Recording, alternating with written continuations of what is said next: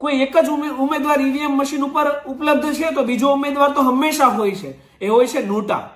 જનતા ચાહે તો એ નોટાને પણ વોટ કરી શકે, જનતા ચાહે તો એ પર્ટિક્યુલર ઉમેદવારને પણ વોટ કરી શકે. કાલની રાજનીતિ જોઈને મને પૂજ્ય નારાયણ સ્વામીના શબ્દો યાદ આવે કે સમજણ જીવનમાંથી જાય ત્યારે શું થાય.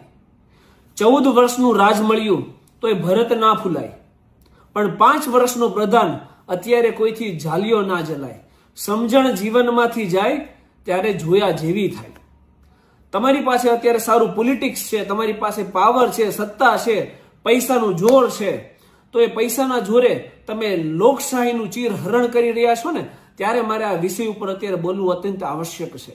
તમને શું લાગે છે કે આ બધા ષડયંત્રો કરવાથી દિલ્હીના અમુક નેતાઓ ખુશ થઈ જશે? સરદાર ખુશ હોગા, શાબાશી દેગા? નહીં.